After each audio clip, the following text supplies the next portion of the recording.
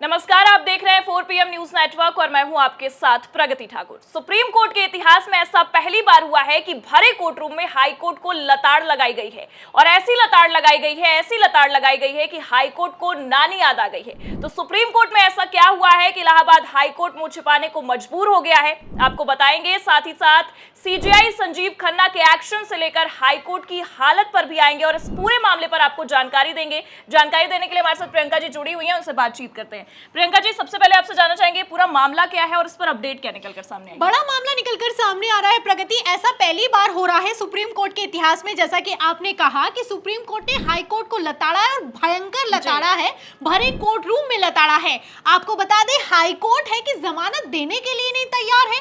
इसी पर supreme court ने कह दिया है कि जो जमानत देने की हिम्मत है वो सुप्रीम हाई कोर्ट को रखनी होगी। हाई कोर्ट ऐसा कैसे कर सकता है कि छोटे छोटे मामलों में भी लोगों को जमानत नहीं मिल रही है और लोगों को सुप्रीम कोर्ट आना पड़ रहा है। दरअसल मामला यह है प्रगति कि एक मौलवी से जुड़ा हुआ मामला निकलकर सामने आया है। मौलवी पर आरोप लगाया गया है कि उसने धर्मांतरण करवाया है। अब इसी को लेकर मौलवी का कहना है कि बच्चा बेसहारा था, मैंने उसको मदरसे में रख लिया है, लेकिन उसका धर्म परिवर्तन नहीं हुआ है। वो 11 महीनों से चिल्ला रहा है, 11 महीनों से जेल में सड़ रहा है, लेकिन हाई कोर्ट किसी तरह का कोई संज्ञान लेने के लिए नहीं तैयार है। पहले ट्रायल कोर्ट में ये मामला लगाया गया, उसके बाद हाई कोर्ट में ये मामला लगाया गया, लेकिन हाई कोर्ट ने इस याचिका को देखते ही खारिज कर दिया है।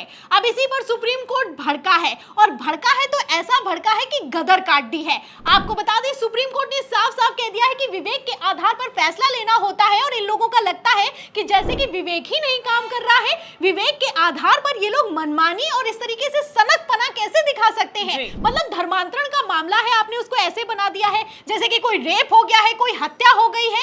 एक मौलवी है, उसको आप जेल में सड़ा रहे हैं, उसको जमानत देनी चाहिए। फिलहाल सुप्रीम कोर्ट ने तो जमानत दे दी है, लेकिन ऐसे हालातों में सवाल ये खड़ा होता है कि आखिर हाई कोर्ट क्या कर रहा है। हाई कोर्ट आखिर क्यों सुनवाई के बावजूद भी एक्शन लेने के लिए नहीं तैयार है, जमानत देने के लिए नहीं तैयार है। अब ये मामला जब से निकलकर सामने आया है, लगातार सोशल मीडिया पर वायरल हो रहा है प्रगति। और इसी के साथ मैं आपको बता दूं कि हाई कोर्ट को लेकर सवाल भी किया जा रहा है कि क्या इलाहाबाद हाई कोर्ट मनमानी पर उतर आया है, क्योंकि ये जो तल्ख टिप्पणी सुप्रीम कोर्ट की तरफ से की गई है अपने आप में कोई छोटी बात नहीं है। पहले भी आप जानती हैं कि इलाहाबाद हाई कोर्ट के ही सिटिंग जस्टिस शेखर यादव ने मंच से खड़े होकर कह दिया कि जो कठमुल्ला होते हैं मुसलमान, और ये देश अल्पसंख्यकों के हिसाब से नहीं बल्कि बहुसंख्यकों के हिसाब से चलेगा। ये एक सिटिंग जस्टिस का बयान निकलकर सामने आया।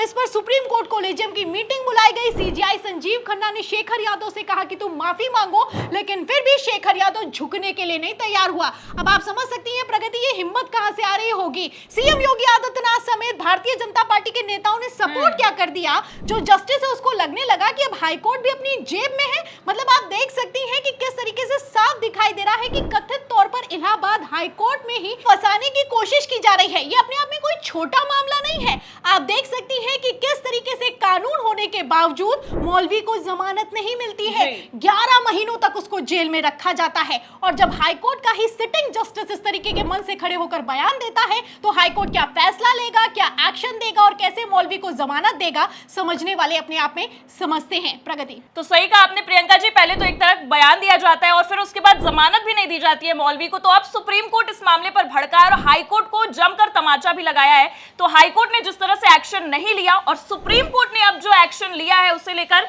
आपकी क्या राय है, कमेंट करके जरूर बताइए। और हमारी बातचीत कैसी लगी, लाइक और शेयर जरूर करिए। चैनल पर नए हैं तो सब्सक्राइब करना भी मत भूलिए। देखते रहिए 4 PM न्यूज नेटवर्क। नमस्कार।